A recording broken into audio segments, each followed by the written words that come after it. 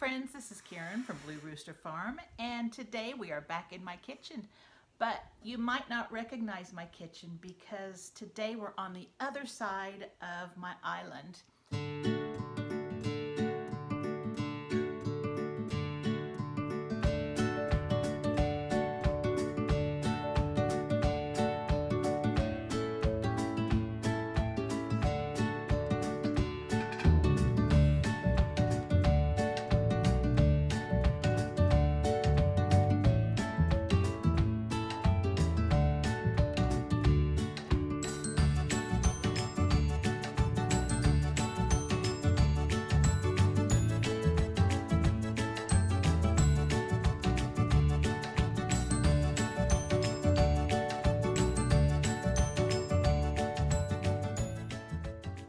Today what I was doing was I was going through and restocking all of my canisters of flour, sugar, powdered sugar, checking the herb jars to see which herbs that I need to purchase because tomorrow I'm going to run some errands and I plan on stopping at one of our local Mennonite bulk stores.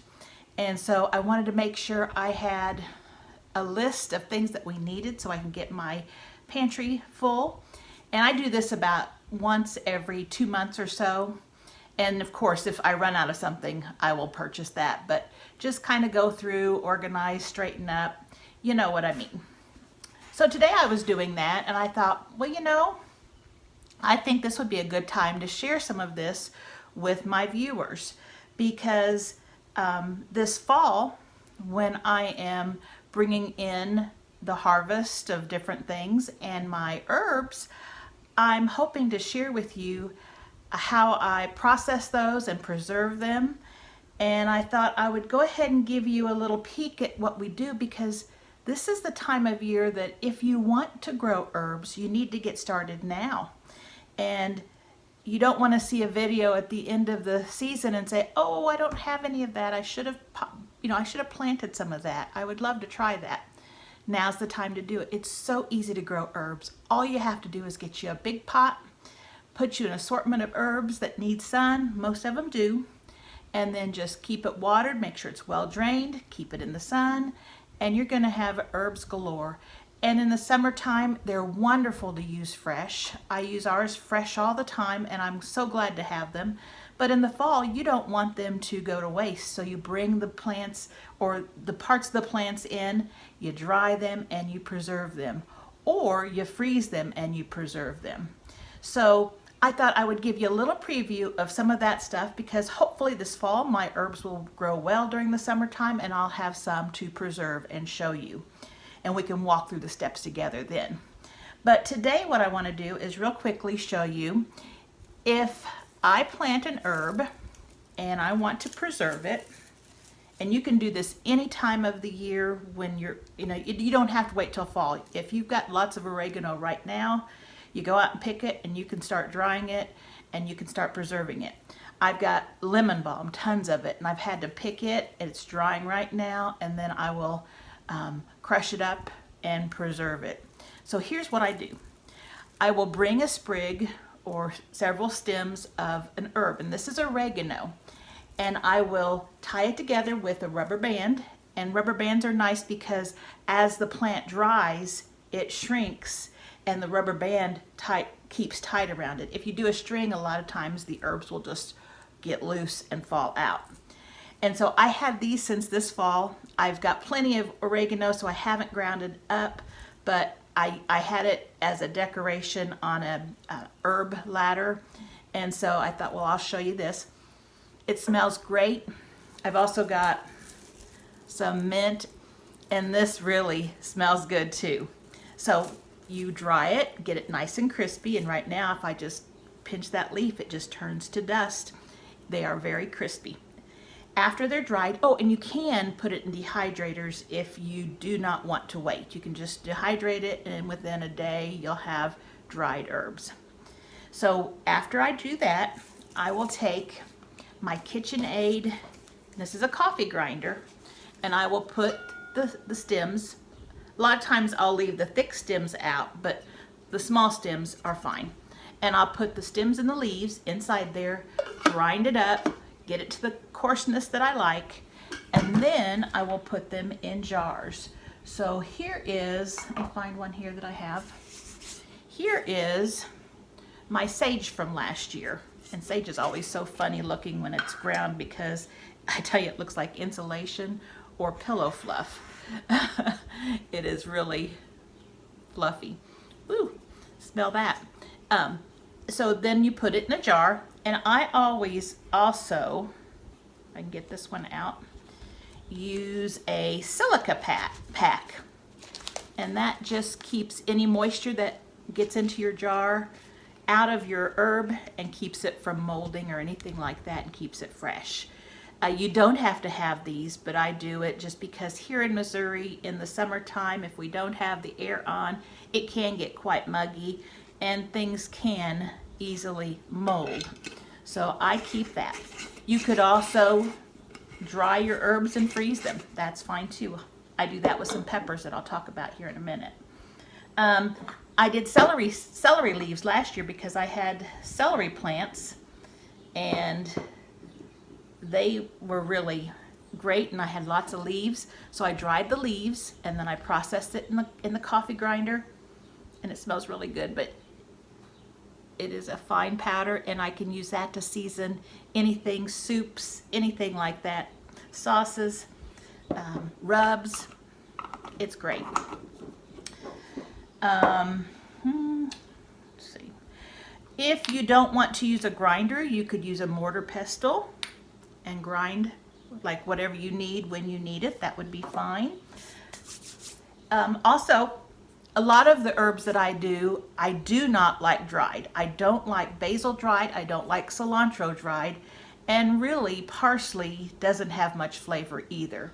Those are herbs that dry, and then those great flavors just really, I think, disappear.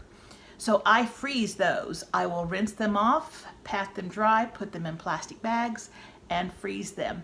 Now, if I want to make chunks in like an ice cube like I did on my cilantro video, I will process them in a food processor, grind them up, put them in ice cube trays, freeze them, then pop them out of the ice cube trays and put them in a baggie and put them back in the freezer, and just take one of those little cubes anytime I'm making a sauce or anything that I need that herb for and throw it in.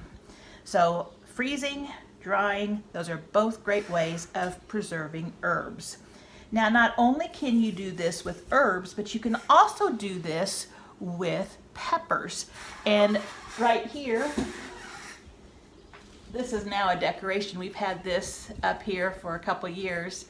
We had a whole bunch of these, I believe they're cayenne peppers, one year. And so we strung them to dry, and we had so many, I just left those to be decoration. But we also took them and we put them in jars. And here there's a silica pack to keep them moisture free, a good lid, and I keep that handy. If I need something that needs a kick, I'll throw one of those in, especially like salsas and stuff, pizza sauces, you name it. These I just kind of crumble up and add, or if I'm doing like a stir fry, I might add one or two of those and not break it up, just add it to the stir fry, and that's really good. Or I will put the peppers in a grinder and I will grind them up. So last year I grew from seed poblano peppers, and they are really good peppers. I can't get the plants around here, but I found the seeds online and was able to grow them. And so I had lots of poblano peppers at the end of the year. I froze some, I roasted some, dried some, canned some, just whatever I could think of to do with them. And so here is green poblano peppers that I ground up. I just dried them. I used a dehydrator. I ground them up and put them in a jar, and also a silica pack in there. The same thing with red sweet peppers. Hey, it doesn't have to be a chili pepper or a hot pepper. It can also be a red sweet pepper. And there you go. It's just a little lumpy from being in that jar. But it's ground up into a pepper, and that smells really good and sweet. I think you'll like that. But this is really great for Mexican food, for adding to soups, adding to rubs, anything that you need a chili pepper for. This is great. And I did poblano peppers that were red, and I did some poblano peppers that were roasted. I don't have the roasted ones here, they're over there on my shelf, but these are the red poblano peppers that I ground up. They're just a little redder. They become a really deep, almost a blood red when they're ripe, and so they are really pretty. So you can dry peppers and you can preserve them as a powder and use those for cooking for several years. You can freeze those too. I have in the freezer some chili pie peppers and another one, it's a sheep-nosed pimento, I believe, and then some hot ones too that I just put in jars after I ground them up and stuck them in the freezer.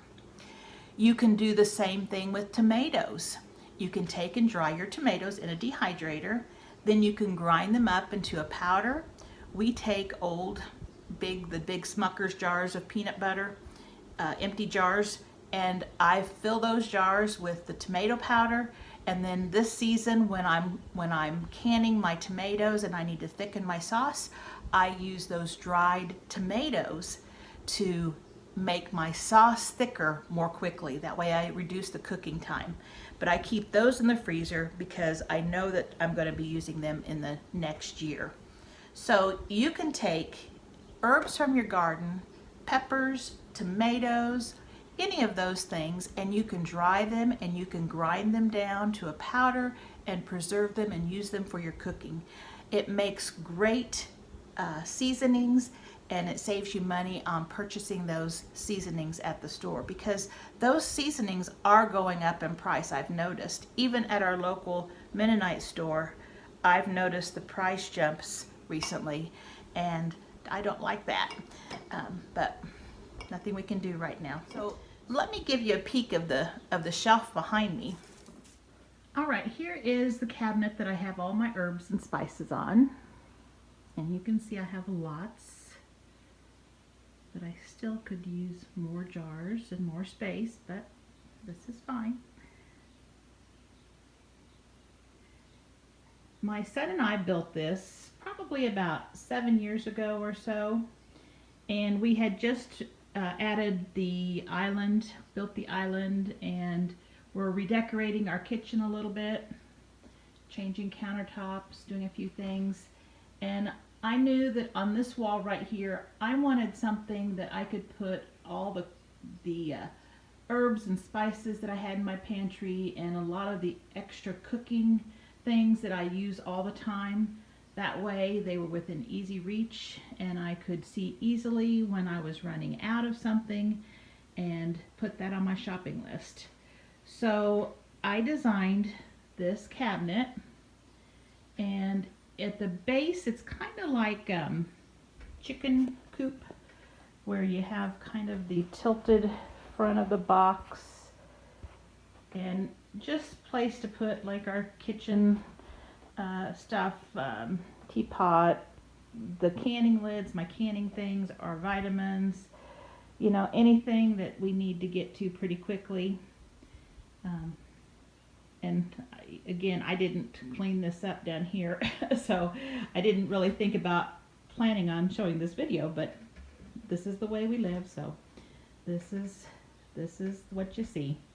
So we built this part first, and we added trim to it. Like there is some trim that we found that we added to make it look older and then distress the paint. Put a top on it, distressed it, made a lip on it, and made it look real nice there.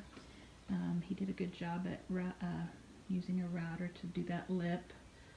Then I found some jars at, I believe it was the dollar store, and I needed a big jar because when we buy herbs and spices at the Mennonite store, they come in big packages.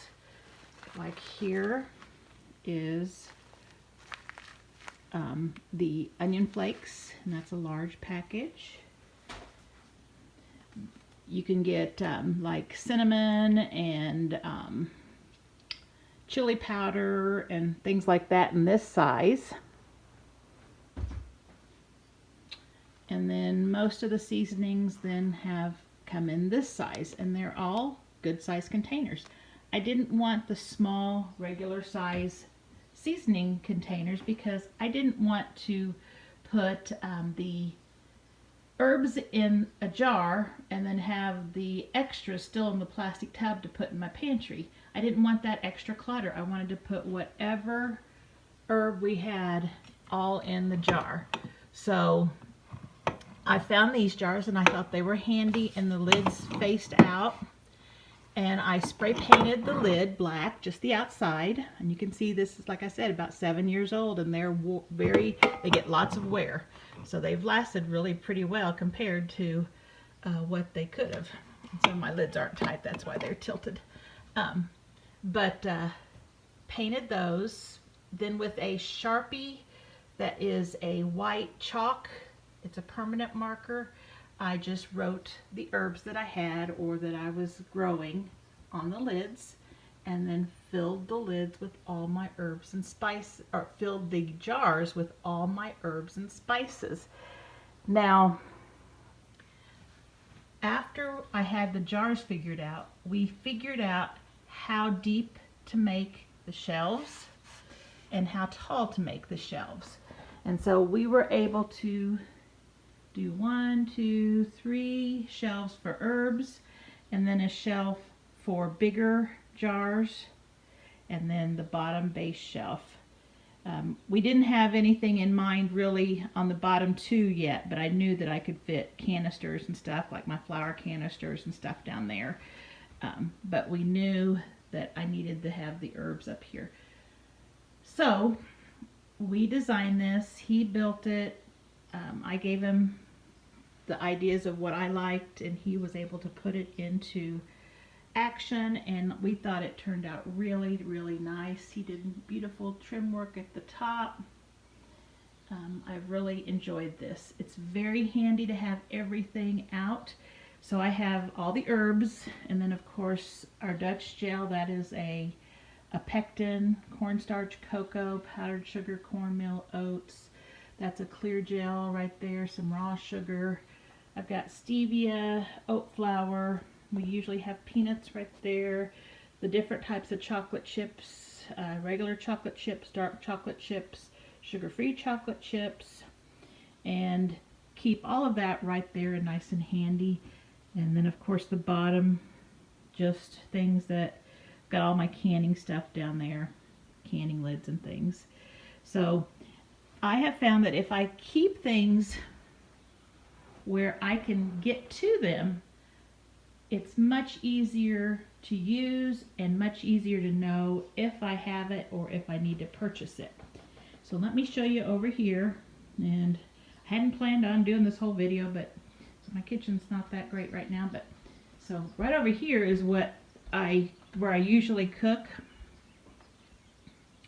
And this has all the flour, sugar, brown sugar, baking powder, baking soda, salt, pepper, things that are the basics. So it's right here when I'm baking, very handy. My mixer stays out on the counter all the time. I love to use it, so I have to have it out because I use it pretty much every day. So I keep all of that right there. And of course, I don't keep my spoons and things in drawers. I keep them out where I can easily grab them. So everything is kind of out where I can use them. You know, my kitchen is not one for a person who doesn't like clutter. I have everything out, so it probably would not be someplace that they'd feel really comfortable in, but it works for us. Like it. My kitchen isn't always perfect, but it's always being used, and that's the way I like it.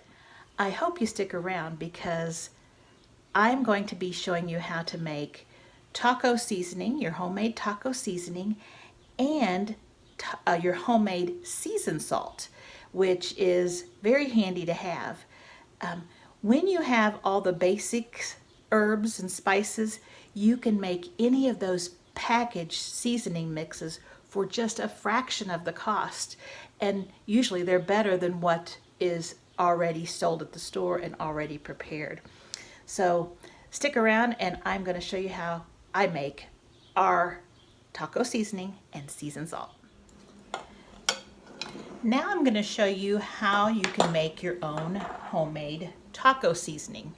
Now, a lot of times you'll find recipes online that are for just a batch. I don't like to make one batch at a time. It takes too much effort to get all the herbs out and just make enough for a batch. I want to make a whole jar full. So I'm going to make a large batch of homemade taco seasoning. So I've got all my herbs laid out here. I've got a bowl to mix it up in, and then I'll put it in my seasoning jar. So here's what we start with. We start with a 1/2 cup of chili powder.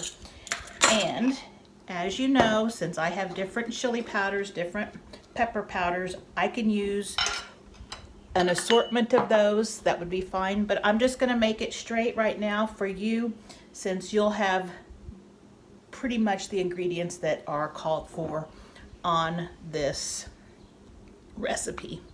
So we're going to start with a 1/2 cup, of chili powder, 2 tablespoons plus 2 teaspoons of ground black pepper. And remember, anytime you're making a seasoning mix or anything, if you don't like something, you don't have to put it in. So you can change it up. So I'm going to do 2 tablespoons plus 2 teaspoons. 1, 2, and 2 teaspoons is a 2/3 of a tablespoon. So I'm just using that. I'm eyeballing it. Then we need 1 to 2 tablespoons of kosher salt. Now, when I make my homemade taco sauce, I don't like to put a lot of salt in it because I want to salt my meat. This way I can use a lot more of the seasoning without adding a lot of salt. I'm going to add a tablespoon, but it won't be very much compared to the amount of taco seasoning that I have. I'm going to have the ability to salt my meat to the taste that I like. So just a tablespoon of kosher salt. If you don't have kosher salt, you can use regular salt. That's fine. Okay. Then we need 4 tablespoons of ground cumin.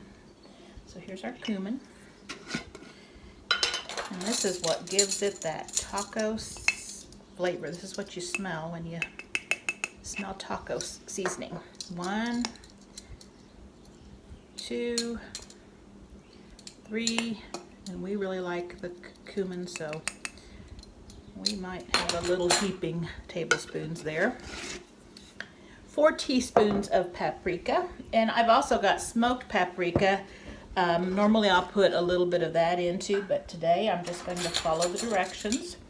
4 teaspoons, that would be 1 tablespoon plus a teaspoon. There's 3 teaspoons and 1 tablespoon, so there's 3. And then 1 more teaspoon, 4. And that was paprika. 2 teaspoons of garlic powder. Now, I don't usually get garlic powder. I get granulated garlic. So I'm using that, but you can definitely use what you have. If you're using garlic salt, don't put any salt in because the garlic salt has salt already in it. You don't want to make it too salty. So we're going to do 2 teaspoons of garlic powder, and we really like garlic, so I'm adding heaping teaspoons. 2 teaspoons of onion powder. Onion powder is one of the ingredients that I need to pick up tomorrow when I go to the store. So I'm going to use onion flakes. And so I'm going to, it says 2 teaspoons of onion powder. And since this is coarse, I'm going to add probably, I think I'm going to add 2 tablespoons because if it were ground up, it would be less. 2 teaspoons of crushed red pepper flakes. If you don't like something hot and spicy, you don't have to add this. It won't make it too hot and spicy because you add a small amount of this seasoning per pound of beef, but it will give it a kick. So if you don't want yours hot and spicy, you can leave this out or use less. So it says 2 teaspoons. 1, 2. 2 teaspoons of dried oregano.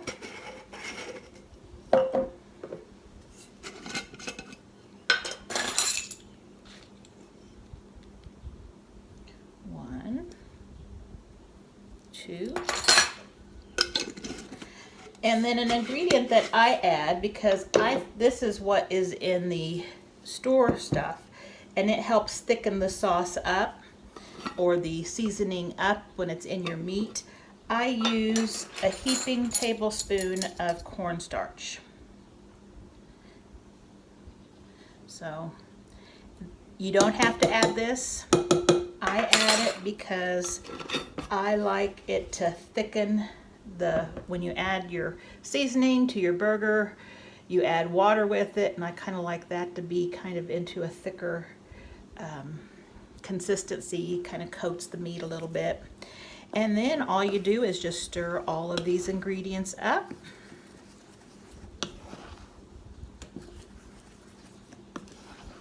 And you put it in a jar that is able to be sealed. Or you can put it in a plastic bag. A Ziploc bag would be fine too. And there we have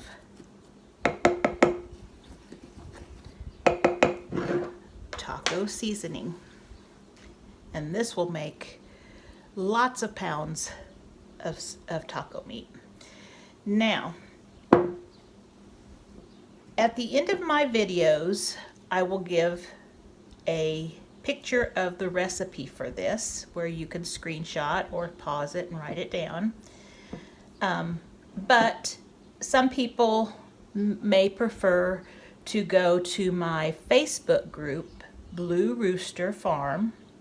It's a Facebook page, and I will post the recipes for my videos that I put out a couple of days after they are released, and they will be there on that Facebook page. So you can go there and you can find the recipe, and you can print it off from there.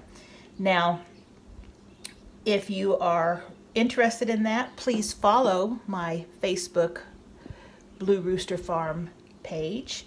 That way you'll find it easily in the future. And I hope to also be putting updates and things that are going on here and what we're doing on that page eventually. But here we have our first recipe, taco seasoning. Next recipe is our recipe for seasoning salt. And I'll bring you right back when I get all the ingredients organized. Now let's make our seasoning salt. And this seasoning salt would be like a Lowry's seasoning salt or something like that. So it is good for seasoning burgers, pork chops, chicken, any kind of meat. It's also great for putting on fries, or if you're roasting something in the oven like potatoes or vegetables. It's just a good all-around salt that has some subtle seasonings that make everything taste really good. So we're going to start with salt, and I've got a 1/2 cup of salt, and I'm just using canning salt because it doesn't have anything in it, and it's a finer grind. You can use kosher salt, you can use table salt, whatever kind of salt you want to use, you can use that. So I've got that. Then I'm going to add 1 tablespoon of celery seeds, and that's just ground up celery seed, very fine, 1 tablespoon.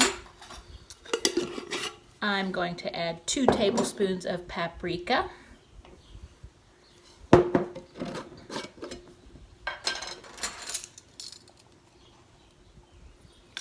1 and 2. And you know, I'm not being fussy about everything being perfect when you bake, or when you bake, you know, cakes and things. You need to be a little more careful with your measurements. But when it's just seasonings, spices, and stuff like that, you can be off some. And you know, if there's something you don't like, don't put it in. You don't have to put it in. So then we're going to do 2 tablespoons of sugar, and that's just regular sugar. If you don't want the sugar, you can leave it out. If you want to try stevia or an artificial sweetener or something, you can put that in its place. We need a tablespoon of cornstarch, and again, you don't have to add this. This does help it stick on like pork chops and things like that, so it does have a purpose, but you don't have to use it. A tablespoon of garlic powder, and like I said, I use granulated garlic, so a tablespoon of granulated garlic. If you're using garlic salt, that's fine. Just remember, it's got the salt in there already, so you probably want to use less salt and then more garlic salt. Then we're going to do onion powder, and I just found that I did have onion powder. I didn't think I did. I have it. So I need a tablespoon of onion powder. I need a tablespoon of turmeric, and turmeric is this beautiful orange color.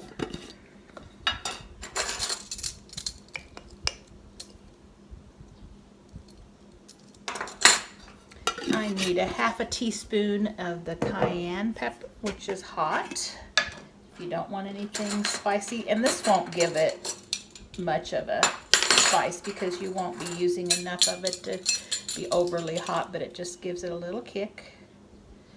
Half a teaspoon. And I want to add 2 teaspoons of white pepper. If you didn't have white pepper, you could use regular pepper.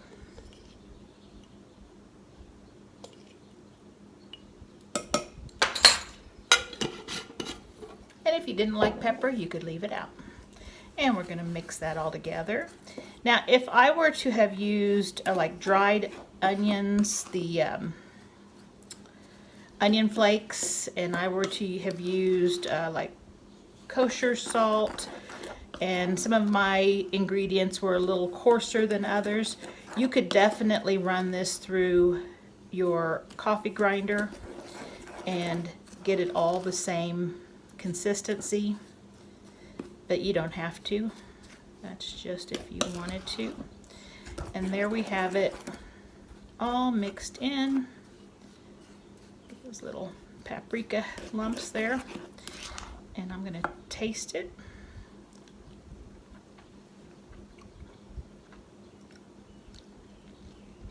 Just need a little bit on your tongue. That's really good. I think you'll like this one. This is the one I use all the time, and I make this bigger batch, put it in my jar, and I think I've got my jar up here. And I just keep it and use it all the time for salting and flavoring whatever I need. So I hope you like this recipe. If you do, please like and share. Don't hesitate to comment if you have any questions. I'd love to hear from you. If you haven't already, please subscribe. I would really appreciate that. Thanks again for coming into my kitchen today, and I hope you learned some new things.